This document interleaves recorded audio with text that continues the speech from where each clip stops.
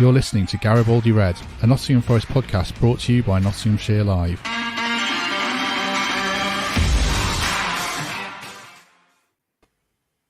I don't think we're live, so I might have to start this again. If we are live, then this is a horrendous start, but it doesn't say we are live. Bear with me one sec, gents. Sorry. Oh dear. What's going on here? You're listening to Garibaldi Red, a Nottingham Forest podcast brought to you by... I think we are live. Do you want me to fill while you fiddle with some cables? It says we're live. It says we're live 40 seconds in. There'll be some editing of this. Right. If people have been listening to me bumbling, saying we might not be live, we are live. So sorry about that. Horrendous start. Hello, welcome to Garibaldi Red as Nottingham Forest heading to the World Cup off the bottom of the Premier League table after a 1-0 win over Crystal Palace. Joining me to discuss the game and the state of play of the season as a whole is, first of all, BBC Radio Nottingham's Forest commentator, Colin Fray. Colin, you don't get those sort of intros on the BBC. How are you doing? Oh, you'd be surprised how many you do. Well, are we here? Are we live? Yeah. The hazards of broadcasting. Are you well? Yes, good, thank you. Yes, encouraged by what I've been seeing over the last week or so from Forest. So send us off into the World Cup break in good heart, I think. Well, you are welcome. Previously, I don't know if you know this, David Jackson's been on twice this season. The first one was after the 4-0 at Leicester, and the second one was after the 5-0 at Arsenal. So, There you go, you see.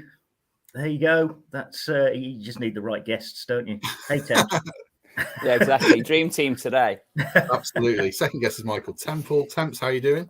I'm just trying to think which TV presenter you remind me most of, because in the preamble you told me you're now addicted to Pringles, which got me thinking about Alan Partridge and his toe-growing affliction. And then you sounded like Keith Lemon's Davina McCall with we're live. Do not say whatever. But yeah, good to see you. Good to catch up with Colin as well, who I always like spending time with. Well, yeah, we were definitely live. Lots of comments from people saying we were live. So I'll edit that out after, and it'll look a lot more professional when people listen to this on iTunes. Right. The game itself then, Temps, a missed penalty, VAR at the forefront of it again. But at the end of the day, Forest won, and I think they certainly deserved to win. What did you make of it, and what was the kind of feeling coming out of the ground afterwards? Well, I was elated. I was with a Palace fan as well, which made it even better. And his perspective was just to bemoan Will Zaha, who missed that volley early on and then took a terrible, terrible penalty. But we've been due some luck. And it wasn't just dumb luck, was it? We created chances. We looked sharp. We played to the game plan. The team selection came off. So I think it was 3 points that we earned.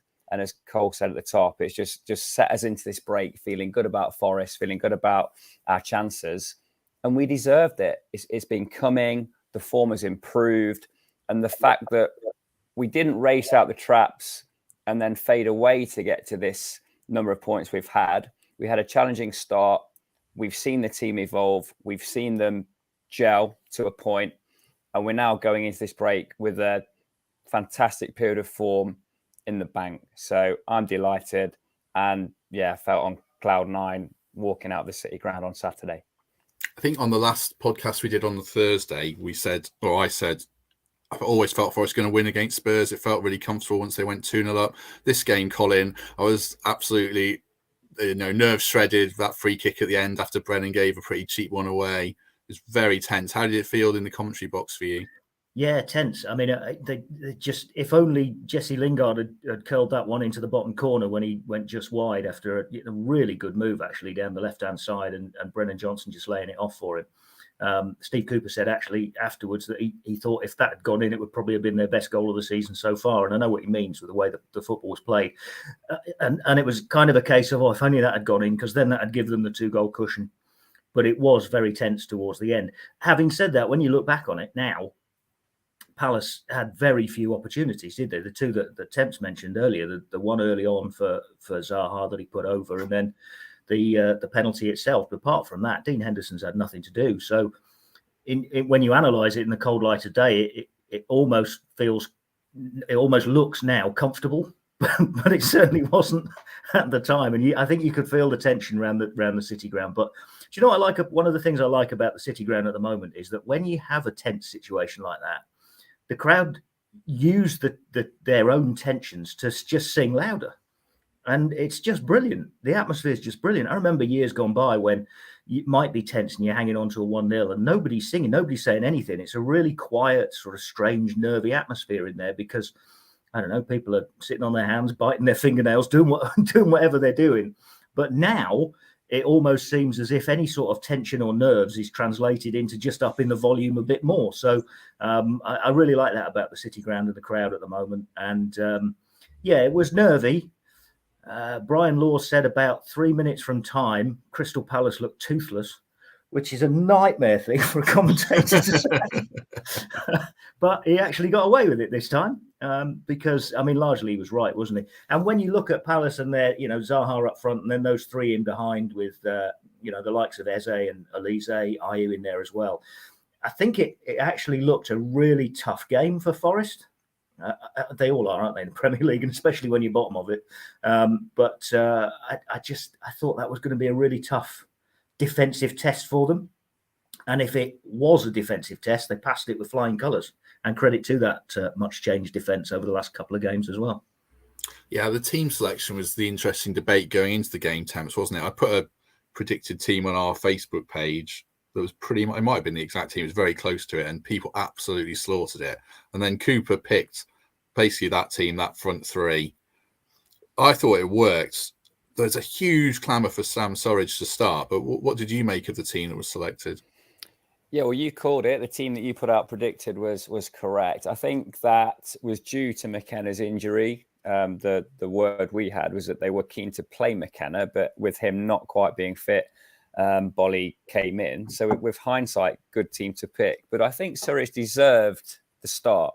I'm not going to change what I said before the match, which would be a bit of a cop-out. I thought, given what happened on Wednesday, given the profile of player that I felt we needed in that mix before the game, Surridge deserved the start. Now, having said that, we're sat here now having won 1-0 and having seen that combination of Gibbs-White, Brennan and Jesse Lingard click. The chance early on, Gibbs-White's through ball to Johnson wide, cross shot, Lingard flying in at the back stick. Great combo. The one that Colin mentioned, Gibbs-White cross, Johnson layoff, Lingard first time shot. They're getting an understanding of where each other are going to be, how they want to play, and they're all comfortable playing one touch, two touch. They're equally comfortable drifting past a man. You can see why Cooper, having seen them running right in training all week, wants to get those three players on the pitch because they can all be match winners. Now, these are good problems to have. Off the back of winning games, having players with that are clamouring to get in the side is where we want to be. Sam Surridge won't be happy with that. If McKenna's fit after the break, Bolly won't be happy if he's left out because he put a decent shift in as well. And we all know how tough it is to pick that central three. So delighted to see it work. Surprised a bit personally that Surridge didn't get that start because I think his physical presence and the assists in the previous matches were to his credit. And I felt he'd earned a chance. But Steve Cooper has 2 or 3 times now taken players out of the side. And I highlight Brennan, took him out of the side when I felt he needed a rest. And now he's put him back in, seeing that he's ready to play. And he looks so much more comfortable for having had that break, for having gone through the coaching staff, whatever it is they wanted him to work on. And he had a big influence in that game. So credit to Cooper, not only for the way he's dropped players when they've needed it, because he's been brutal in certain circumstances, but for bringing them back in when they're ready, because those three were certainly ready on Saturday. It's a slightly different variation on the front three as well. I think I'm right in saying, Colin, was Brennan the middle one in these early games? But Gibbs-White's playing now as the central sort of false nine, and it feels like it works better. What's your take on it? Can it work? We'll come on to whether they buy a striker in January or not, but can this work in the longer term if Cooper wants it to, home and away? Because I think home and away are different kettles of fish in a way. Yeah, it might be different away from home. I kind of go along with what Temps was just saying, really, that I think when the teams first announced, there's a lot of sort of, oh, well, they can't play together. You can't just play those as a front three. But I think when he's got the benefit of watching them in training every day, he's just seen Morgan Gibbs-White coming off the back of his best game against Brentford and then leaves him out, obviously, for resting against Spurs. He's just seen Jesse Lingard come off the back of his best game against Spurs in midweek. So he kind of can't really drop either of those. And as Temps has just alluded to, I think Brennan Johnson is now getting back to the form that we've seen him demonstrate over the last couple of years, whether it be at League One with Lincoln and then Championship with Forest. Now he seems to be clicking into gear in the Premier League as well. With, you know, every time he gets it, he looks a threat. He's running at people. He's beating people. He's at the nutmeg on Longley towards the end of the Spurs game, which is just magnificent. So he's sort of getting to that stage now where he's a real threat as well. So if you're seeing those three in such good individual form, and you're starting to see it clicking in training in the way we saw during the game, then I think it's hard for anybody else to sort of force their way in, including Sam Surridge, who I think has been superb for Forest whenever he's been called upon, and I think he was again the other night. It's a great assist for Jesse Lingard's goal, because he had a lot to do with that. It's a good cross, but he had a lot to do to make sure that ended up back on Jesse Lingard's head. So full credit to him. But I just think when you've got those three, and I know there's no sort of orthodox striker in there, and it's a bit different to what you would tend to see. But if you've got creative players like that are able to, all of them, cause a threat, then I think it's hard to leave them out. Like you say, away from home might be a different, a different scenario. You know, when they come back and they go to Old Trafford first up, well, after Blackburn, but when they go to Old Trafford, could I see those three playing as a front three? Possibly not, really. So I think it might be different away from home, but you know, as long as the three of them can keep up their form, now we've got this big break. It's exciting, I think, to watch in the second half of the season. I've got to say, I'm really warming to Jesse Lingard as a player, but as a bloke as well. I think he came in with this kind of reputation, because you don't watch opposition players, do you, much? You think you just see them play, and you get sucked in by the narrative around them a bit. And I think he came in with this kind of air of arrogance portrayed in the media, you know, the 2 million TalkSport clips about him being an idiot and all that stuff. But when you see him play, especially now, he looks like he's a lot fitter. He's a lot more energetic, and Temps, he looks like he absolutely loves it, doesn't he, at the moment? You see the celebrations at the end and the bench cam stuff. He's well into, he's buying in, isn't he? He loves football, but I think he loves life. And I didn't read him as being arrogant when he came in. I obviously saw all the things that he does off the pitch. But, you know, some of the lads here and some of the lads in that Forest squad will play golf for 4 hours every day. He just likes to dance, play video games and wear baggy clothes. But that's fine. Like, he can only run around with a ball for 2 hours a day in training. So what he does out of that is great. And I think his train spotting clip was just fantastic, wasn't it? He just showed him as just really human and good at interacting with people, but he certainly catches fire. And I think when he's enjoying a run of form, be it, you know, the Man United form that led to the England call at the last major tournament, be it that West Ham period when he was on fire, and be it what we've seen in the last couple of games, you just see this enjoyment and this confidence in him, and it's infectious. And the things that he's done and had as a footballer are what Morgan Gibbs-White and Brennan Johnson aspire to. So you can imagine them seeking his company at the training ground and talking to him about where he's been and what he's done. But yeah, you're right. I think it's clear that he's enjoying his football. Off the back of that, his stock has risen with Forest fans immeasurably in the last 2 weeks. You could construct an argument to say he's our most talented player in terms of what he can do with a football. And all we want now is for him to maintain that when we resume in December, because he is that good. He can run games. He ran the Spurs game. He was slightly less influential on Saturday, only because others around him stepped up as well. But I think he's an excellent player. He's been one of the reasons why we've won the last two.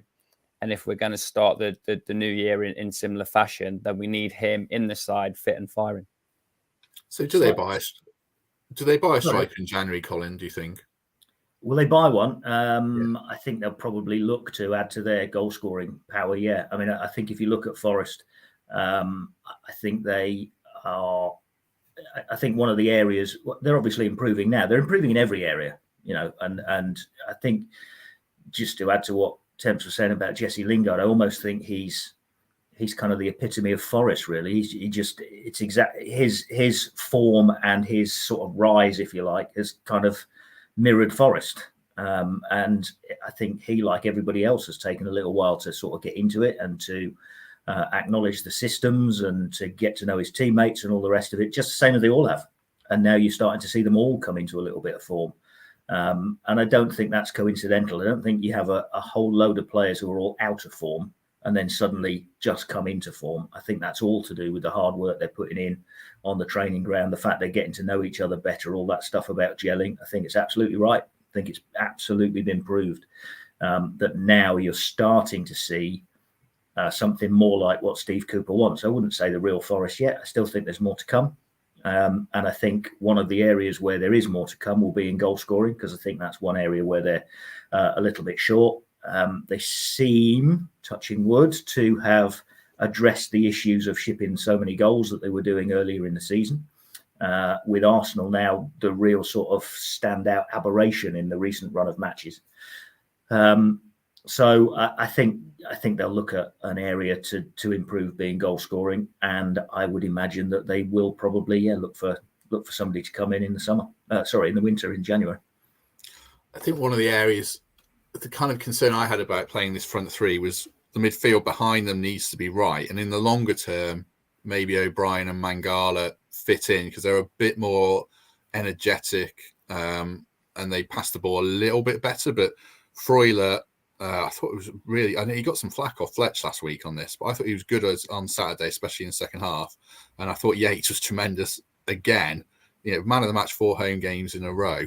The midfield temps, it's pretty much clicked now, hasn't it? It feels like there's a lot of good options there, and there's a 3 that are putting their hands up really well.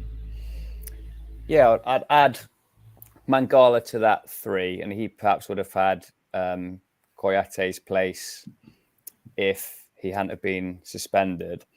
Freuler, if you look for the moments they're there, we've all seen the stat about his running. He does get everywhere. He anticipated the interception for the cross that led to Morgan Gibbs-White's goal. So yeah, I think for the football, what's the word? Those that are really studying the game appreciate Freuler more than the casual fan. And he probably finds himself where Yatesy was 2 and 3 years ago, where people were celebrating the goal scorers and the last-ditch tackles in defence and perhaps missing a lot of what he was doing. So, yeah, Freuler's not going to grab headlines, but I don't think he wants to. He wants to be in and amongst it, tactically astute.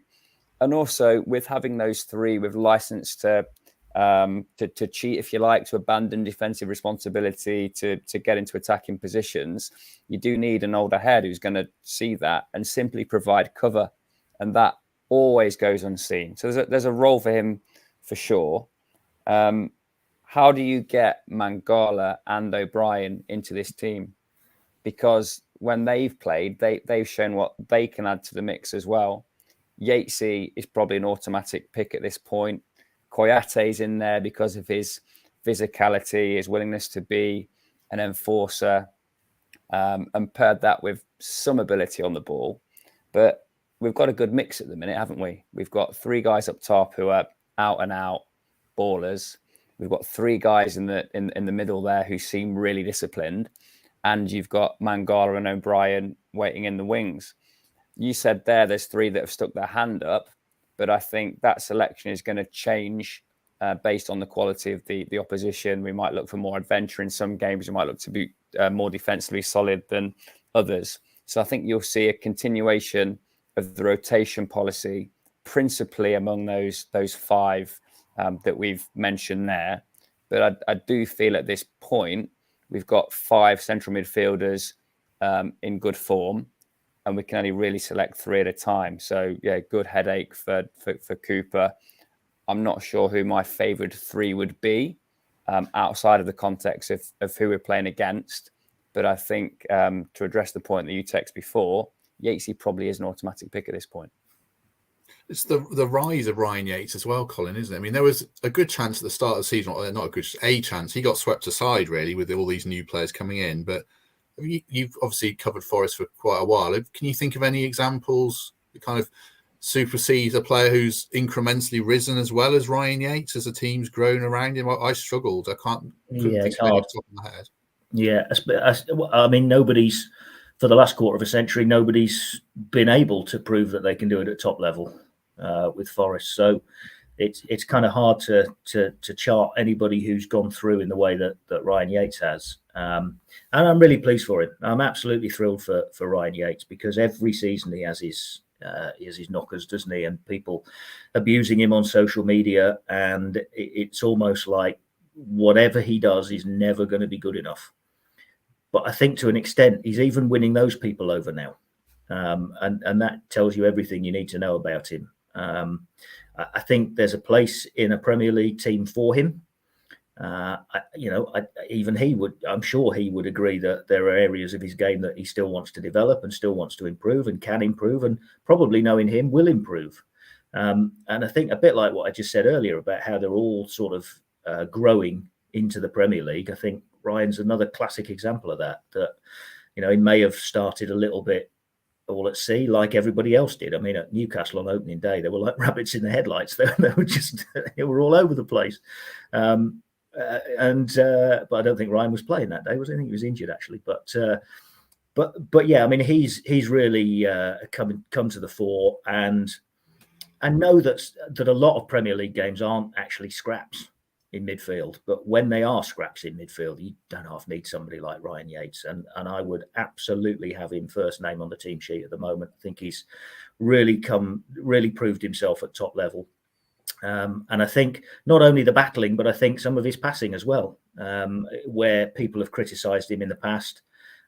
I've seen some moments of real cool-headedness on the edge of his own penalty area where he's in trouble, he's under pressure, the team, the opposition team are pressing, he's facing his own goal, and he's just calmly controlled it under pressure, laid it off 5 yards to his right to a Freuler or somebody like that who's in better space and can get the ball out, away from danger.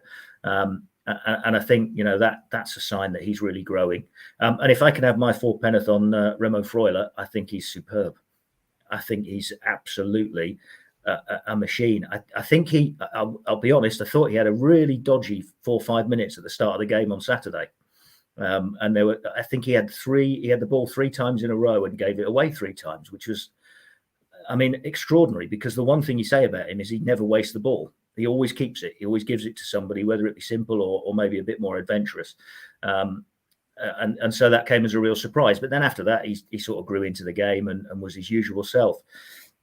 Where he and Orel Mangala fit into the same team, I'm not sure, unless you're going to go back to a 4-2-3-1. But if then you're going to play Mangala and Freuler, where are you going to play Yates?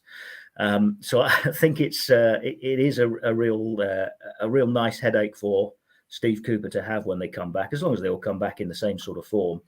Mangala, of course, has been struggling with injury throughout the course of the season and has just kept getting little niggles which force him out of training. So he's not been able to do full weeks training here or there. That's been the issue with him throughout the course of the season. But he's now getting up to full strength and to full fitness. Thought he was excellent against Spurs until the silly challenge when he's on a yellow card already, which cost him his place, I think, because I think he probably would have kept his place on Saturday if he could, fitness-wise, if he could have managed it. So I'm a bit like Temps. I kind of think it's really difficult to choose at the moment. It's really difficult. The thing is, it's difficult for anybody to force their way into the team when they're all playing so well. I mean, like I say, Mangala's played well on Wednesday. If he'd been able to keep his place, would he have done? Is he playing well enough to displace Freuler from the team? Difficult questions. The same for Lewis O'Brien. Lewis O'Brien over Chet Koyate, when Koyate brings you maybe other things defensively that perhaps a Lewis O'Brien doesn't, simply because of physical height. There's all of these things to put into the equation. But the great thing from Forest's point of view is that whereas a lot of these players were probably below par for the early part of the season, they are now very much coming to the party and producing the form that we've always thought, I think, they're capable of showing. Yeah, my gripe about Freuler at the start was more, quite a few of them I don't think looked 100% fit, and he was giving away free kicks on the edge of the box, and they looked like he was a little late arriving to things, but now he looks better, doesn't he? All of them, Matt. I think if you look at the number of yellow cards, they were being dished out like confetti early season because Forest weren't there. They were a yard behind, and they were, players were gone past them before they even know, and all of them, I think. Players had gone past them before they'd even noticed, and then you pull them back, trip them up, whatever, give away those free kicks, yellow cards. All of that seems to have been rectified. Now, whether that's fitness or whether that's again a gelling thing, a thinking that, oh, he's gone past me, but somebody else will be there to cover. Oh, they're not. I've got to bring him down. That sort of thing. Who knows? But and possibly a combination of the two. But the one, again, I go back to the idea that actually that's, that seems now to be in the past. And Forest do seem to be on an upward trajectory pretty much across the field, I think.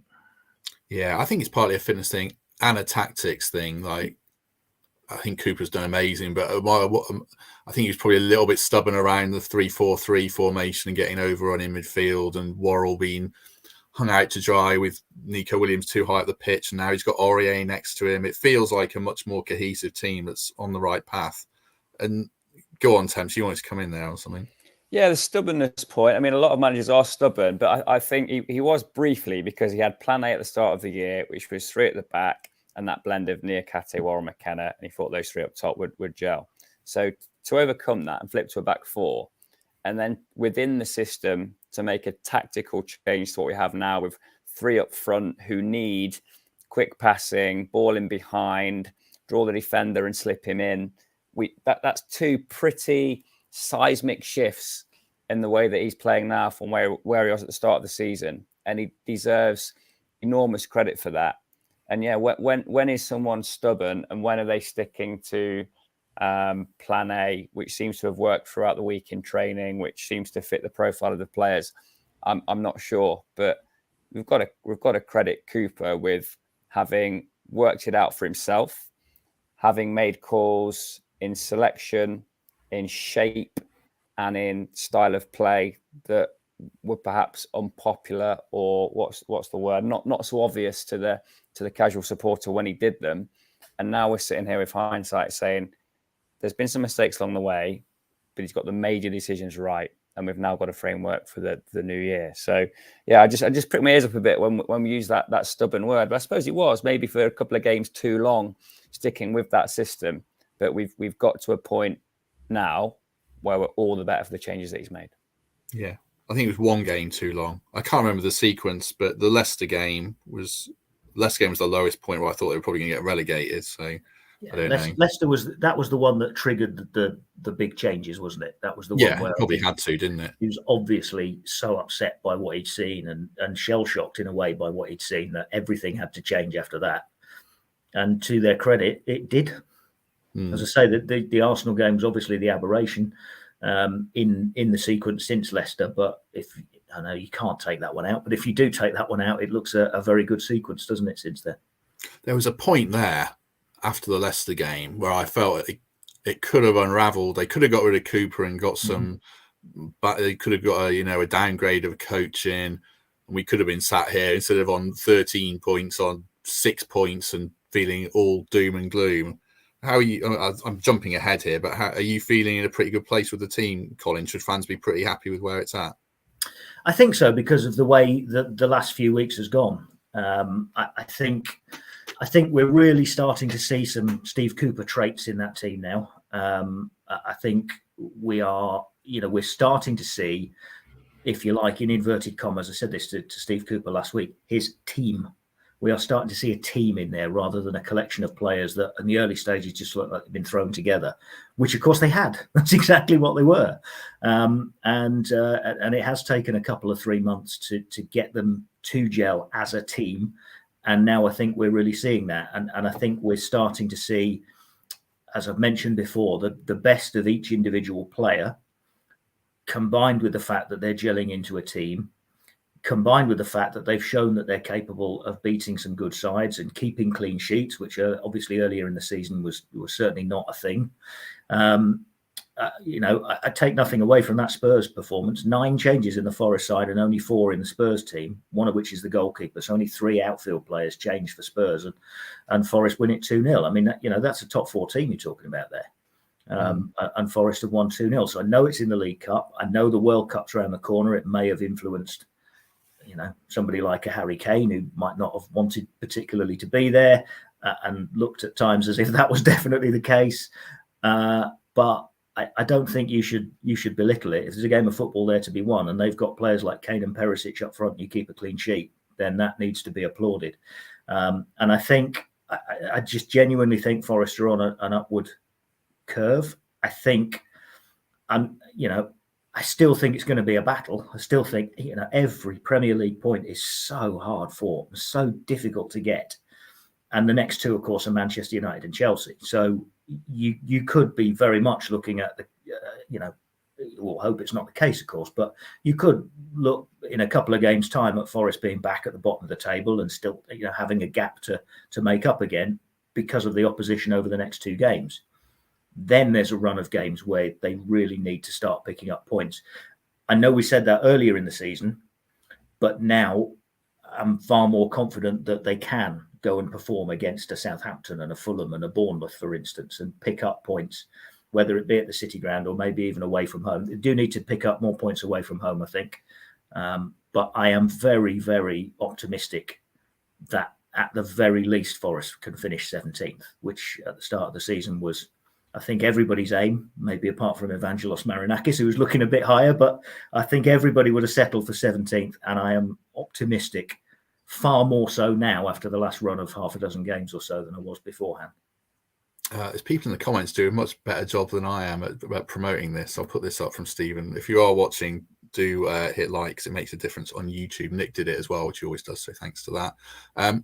Cole, I sensed on Saturday, listening to your interview with Cooper, that he kind of feels what you were saying there, that he thinks they're in a better place. He seemed pretty relaxed. Obviously, there was the fist pumps at the end. Do you sense that he's pretty comfortable as well with the progress that's been made? Yeah, I think he is. I think you could see how much that meant on Saturday, that win.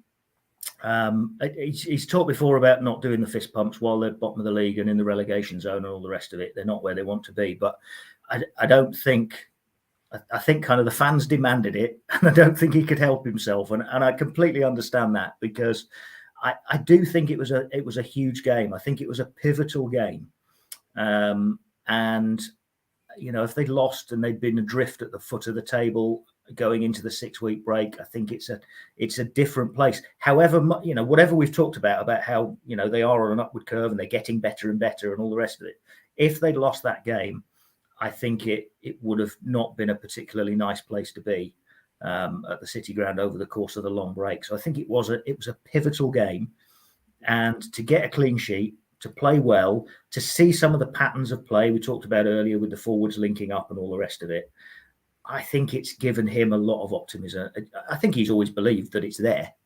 But I thought as well, never mind what he said after the game, I thought his pre-match comments last week were very interesting about when he was talking, not only to myself, but to everybody generally in the pre-match press conference, about it being his toughest challenge in professional football, pointing out how close they were to mid-table rather than, being marooned and all that sort of thing. I think for the first time, really, he's wanted to admit how difficult it has been, and I think the reason for that is because he can see the way forward now. And I think it would have been a tough thing for him to talk about early in the season. I think earlier in the season, it would have sounded like an excuse for how badly they were playing. But now he's seen them coming together, gelling, getting better, playing at times, not for 90 minutes yet. They're not there yet, but at times, really good football. Really, there were times during the Spurs game where some of the one-touch interplay in midfield was just breathtaking. It was proper top flight, serious, proper top flight football. And now he can see that. I think he's more prepared to admit publicly how difficult it's been to get to that stage. And then I think that there is real optimism about what can happen in terms of the future. But as I say, let's not get carried away. We're not talking about a shoot up the table like they had last season in the Championship. We're not talking about going from bottom to third or whatever and finishing in the European places. We're talking about being able to compete and battle and get out of that bottom three and then stay out of the bottom three. Oh, Greg's already tweeted he's ready for his European tour next season. That's Greg anyway. Momentum and confidence are so important, aren't they, Temps? I mean, you look at the table and ostensibly Forest are still in a very bad position, but then Everton are above them in the league but their fans are, screaming at players after a 3-0 defeat to Bournemouth. I think they lost 7-1 on aggregate to them in a week. Wolves in a real downward spiral. The whole thing about Forest in terms of on the pitch, but also Colin mentioned the fans as well. There's not many clubs where the fans would be as united and kind of uplifting as they are at the City Ground at the moment. It's important, isn't it? Momentum, confidence as a collective, as a club. Yeah, that connection with the fans has never been lost, has it? Even in the tough times, early season, Steve Cooper was very much on side with the fans. He built that instant rapport.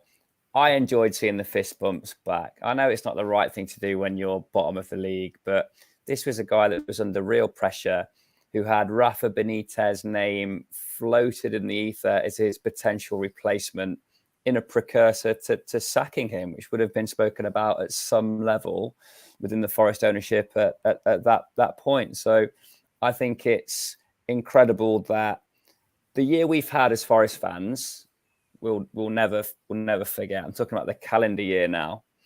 And the atmosphere on Saturday and in some of the early Premier League games was as good as Sheffield United at home in that playoff semi. I've never known anything like it. And I'm really enjoying the reaction of away fans when they either review on Twitter or we speak to people in our networks about the performance, and they themselves can't believe the atmosphere that is ever present almost at the City Ground at this moment in time. And, you look at the Palace hoodlums in their black tracksuits and jackets, setting off a flare and hiding behind two flags, and then promptly going deadly silent for 55 minutes when their team fell behind. So, yeah, look, we can have an influence. We can create an atmosphere at the City Ground that is, I don't want to say intimidating to the opposition, but certainly lifting to our own players. And I think Steve Cooper is particularly proud of that because it's something that he helped to create. True. Stephen in the comments, you don't need to apologise to Nick. Nick, your hard work is very much noticed in promoting this podcast, so very much appreciated. Cole, Temps mentioned about the home form. This is a bigger picture for the rest of the season question. They need to find a way of picking up points away, don't they? I mean, Brighton's and Everton are the only points they've got, and they were at Brighton especially was a bit harem-scarum. I'm not saying they're going to win 6 away games, but they need to find a way of winning 3 and getting 4 or 5 draws or something off the top of my head. They've got to be better away, haven't they, in the second half of the season? Yeah, they need some more points away from home for sure. I think I haven't actually looked today at the league table and the actual stats about away form, but I did look before a couple of games ago, before the Brentford game, because I noticed that Brentford and Palace were both coming to the City Ground without an away win. And I think the stat was that 11 of the 20 clubs had not, at that stage, that was after 13 games, 11 of the 20 clubs had either got no away wins or won. So over half the division has only won once or less away from home, which shows you how difficult the Premier League is. Mentioned earlier about how difficult every point is to fight for in the Premier League.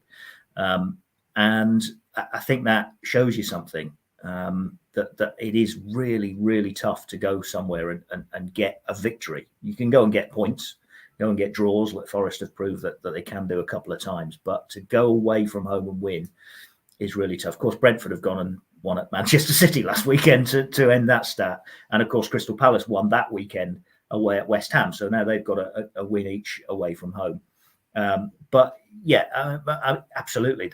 I think a lot of people have made the point quite rightly that Forest's survival is going to be down to their home form this season. And, they are starting to pick up good results at the City Ground.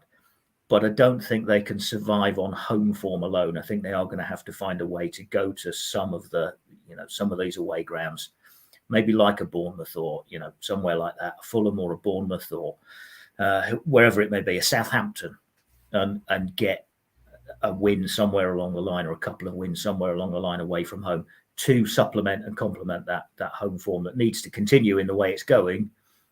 But yes, it would be nice to see them win away from home. Maybe Old Trafford. 27. Maybe so. Next Maybe one so. Battle. Yeah, repeat the 1994-95 one or whenever it was. Yeah. Temps, just want to skirt back to the back four because I feel like we should we're ignoring them unfairly. We should mention a couple. I mean, obviously, Aurier is Mr. Consistent suddenly, which has not been his rep as a player, but like Jesse Lingard as well, Renan Lodi, the last 2 games, is the player that we were hoping for, isn't he?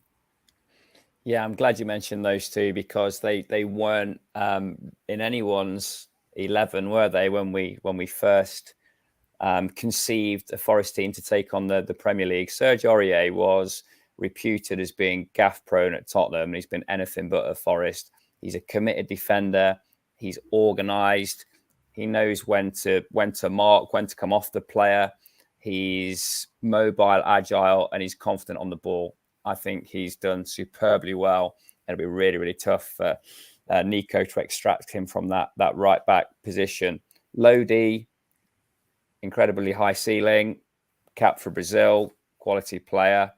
Clearly has a couple of work-ons, you might say. There's been games where he has gone missing a little bit defensively, but when he's in full flow, when he's attacking the opposition fullback, making overlapping runs, that makes such a difference. The space that Forest are able to exploit going forward. That battle gets even more interesting when Omar Richards comes back from injury. And then you've got a genuine 3-way battle, because Toffolo, remember, hasn't done much wrong.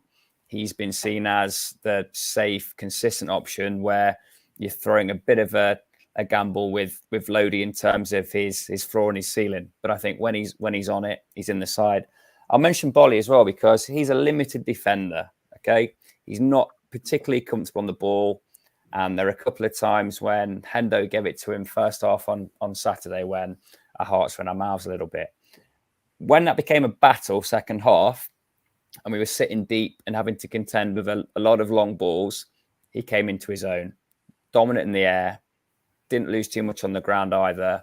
I thought he was physically imposing upon a very well-reputed Palace attack that challenges you by rotating the dribblers out wide, playing Will through the centre at times, bringing the big lad on as the game developed. They throw a lot of different challenges at you, and Bolly rose to that occasion. Worrell, when he's fit and firing, he's always going to be in that team. The captain, the leader, the most comfortable, I think, of the centre halves, bringing the ball out and finding that first pass. And it just makes such a difference when he's playing well and he's in the side. Again, I don't think that Bolly will be an automatic pick. I think McKenna would have played if he's fit. And I think that Niakate, when he's back, will expect minutes on the pitch. So, yeah, if there's one to pick out from those 4 who's been consistently excellent and will definitely start the first game back, it's Serge Aurier. I want Worrell to stay in the side, and I want Lodi to stay in the side on form, because Cooper has shown that irrespective of who you are, where you're from, who your dad is, if you have a period of time where you're not doing your job, he'll whip you out. He'll play fair. When you demonstrate you're ready to come back in, he'll do it. Lodi needs to learn from Aurier and find that consistency. And if he does and he plays well, we'll continue to play well as well. Worrell's an interesting case, isn't he, Colin? Because I thought they've got 9 centre halves, which is ridiculous. But I thought they might even need to go out and buy a ball-playing centre half in January. But that can be Worrell, and Temps mentions Niakate as the other one. There's an opportunity now for Joe to touch wood, cement his place if he can show this form, because he is the best passer of the lot, isn't he? Yeah, I think so. I mean, we obviously haven't seen a lot of Niakate, have we, with his injury problems. So he will effectively be a new signing anyway, and he may have that ball playing ability.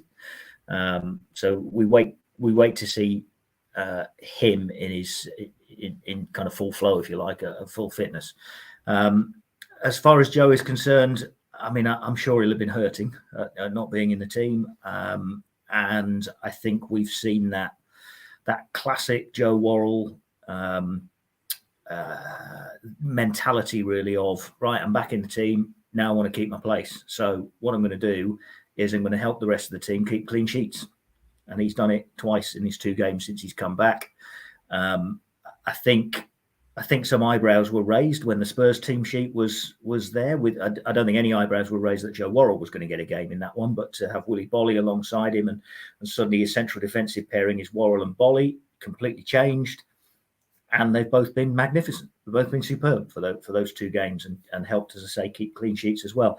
From Joe Worrell's perspective, we all know what it means to him. We all know what Forest means to him, what Forest winning means to him, to be in that team, to be captain in the team in the Premier League, much as it was when he was out the team. It was the same for Ryan Yates with that captain's armband on. And I think we mentioned Yates earlier. I would put the two of them together. If they're both fully fit and on top form, then they can be real assets. And I think what we'll probably see from Joe Worrell, I'm sure they've seen it in training day in, day out from the moment he was left out of the team, was an absolute determination to get better, to improve, to cut out errors, and to come back and lead his team in the Premier League. And since he's come back, he's got 2 clean sheets out of 2. So obviously there were a couple of things with Wilfried Zaha on Saturday, weren't there? The early doors one where Zaha's got through, and then, of course, the penalty. But apart from that, you look at him playing against Kane and Perisic, they've not had a sniff. You look at Palace and, they've not had a shot on target. They've had those 2 shots from Zaha, both of which missed, and that's it. Dean Henderson's not had a save to make. So playing against, as Temps just mentioned, they're kind of the problems that Crystal Palace can give you, but also playing against Kane and Perisic in midweek, 2 clean sheets. What more can he do, really? As coming back as a defender. The clock is ticking, but we should really just discuss quickly if it was a penalty or not. Temps, yes or no? Yeah, it was a penalty, wasn't it? He grabbed the shirt, grabbed him across the chest. You've got to be a bit more subtle with that. You've got to kind of press through with your hips rather than using your hands, because that's what refs look for and that's what VAR looks for. But yeah, all things considered, I think that was a penalty. Yeah, me too. Yeah, I thought it was as well. I said so at the time. I didn't think it was one of those where I know VAR looks every time now just to make sure, but I didn't think there was any way it was going to get overturned when VAR looked at it. Even if there was some debate about that, and I know some fans are saying it wasn't a penalty, he went down too easily. And they certainly spent the day going down too easily, Crystal Palace, that's for sure. But I think in that case there was a foul and it was never going to get overturned. So, yes, I think they got that one right. Officials got it right. Yay. Yeah, I agree. I thought it was one thing, Worrell did that a lot in the Championship. He got in those positions in the box, and players don't throw themselves down like Zaha did, and he bought it. But like you say, VAR is not going to overturn that, unfortunately. So, yeah, it was a penalty. It's one that Worrell and the defenders need to be aware of, because players are going to do that to you in the Premier League. Right, a couple of minutes to go, as usual. Any other business, anything anyone wants to add, Temps? I was just going to say, I played a little bit of five-a-side with Colin Fray back in the day at Rushcliffe School, and I think he's the profile of striker that Forest need. Very direct, laces for everything. Old and overweight. So yeah, I think Colin Fray, like my favourite commentator of all time, but underrated as a footballer. There you go. That's a nice ego boost, Wendell. I don't quite know what to say to that, but thank you very much. I'll take it.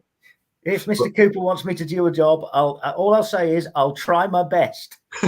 We've had a few of those over the years, and a few haven't tried their best as well, I suspect.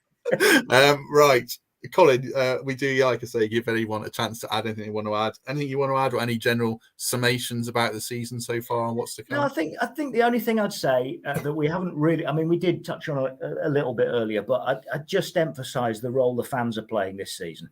I think the City Ground atmosphere, I know Temps mentioned it, is fantastic and has been all year. And what a year it's been, hasn't it? 2022 has been an unbelievable year to be a Forest supporter, to be a Forest follower, to work on the club as I do. It's just been fantastic. And the fans have played a real part in that. The atmospheres have been fantastic. The away followings have been amazing, through not only in the Premier League, of course, but through the Championship as well. And I think the fans had a big say in making sure that after that Leicester game, there wasn't a knee-jerk reaction. And I think for that reason, the fans have helped at least to allow Steve Cooper to develop the side that he's now developing. And so I think they've helped out and assisted Forest perhaps in more ways than they even realised this season, far more so than just on a match day. And I think that's worthy of mention. So it's been a cracking year on the pitch for Forest in 2022. It's been a great year off the pitch as well for the fans. And just a small bit of admin to finish from me. Then obviously we've got a fancy Premier League mini league going, and it's the World Cup break. So I'll give a quick update. My team has gone to hell. I was about 180,000 in the world, and in the space of 3 weeks, I've dropped to 1.1 million. So I deleted the app off my phone last night until Christmas. I've had enough of it. Absolutely fuming. How's Eric Dyer ended up in my team? And I watch him now. How is he in England's World Cup squad? Gabriel Jesus, no, not at Christmas. He's off the Christmas card list, ironically. And Wilf Sahar as well was in my team for 8 weeks. And he properly trolled me. Obviously missing that penalty I was happy about at the weekend, though. Anyway, Andy Hiller is top of the league with 1,003 points. That is mental. 1,000 points this stage of the season. And then John Salisbury in second and Ben Belfield in third on 988 points. So well done to them. Temps, is your season going as bad as mine, or are you doing a bit better? Let me tell you about my weekend. So I decided in my infinite wisdom that I needed a bit of a boost. So I triple captained Haaland. I know someone else who did that. Yeah. It was then pointed out to me that you should only ever triple captain someone in a double game week. Yeah. Haaland then had a stinker, and to compound it, I left Tony on the bench. So if you think you're struggling on FPL, spare a thought for me. I do. I feel it. Don't worry, Colin. This is probably over your head, or do you play? No, I don't play. I never. Do you know what? I never have.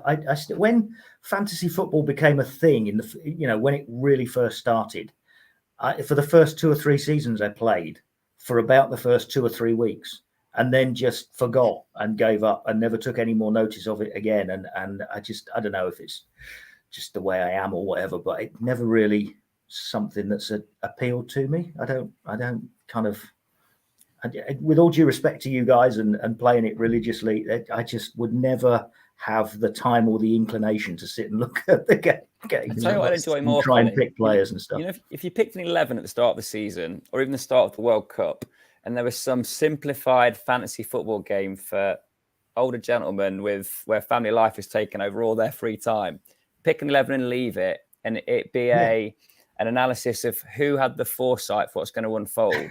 I can tell you from my own history, Temps, that is not a formula that works. Matt Davies got to 100,000th in the world by spending 12 hours a day on the Fantasy Premier League app, and he's now so addicted to Football Premier League app and Pringles that he's had to lock himself out of the Morrison's account and delete the app from his phone. So be careful out there. Don't spend too much time on these little distractions. No, you're very right. You're very wise. Last thing to say is we'll carry on through the World Cup. Got 1 interview recorded, 1 confirmed, and 2 or 3 that might happen. So we'll still be here through the World Cup, and then obviously we'll be back when things resume against United on the 27th. So in the meantime, Temps, thank you very much. Cheers, Matt. Good to see you, Cole. Colin, thank you very much. Hope you enjoyed that. Absolute pleasure. Yeah, nice to see you both. Thanks. Yes, you are welcome back. Tell David that he's probably off the agenda now after those 2 thrashings, and you've come through with 3 points. So you're definitely the man for us. Right. Thanks to everyone who's watched along, commented. Very much appreciated. As I say, if you like this, do give us the thumbs up on YouTube and subscribe on YouTube, iTunes, etc. And in the meantime, enjoy your week, and we shall see you soon.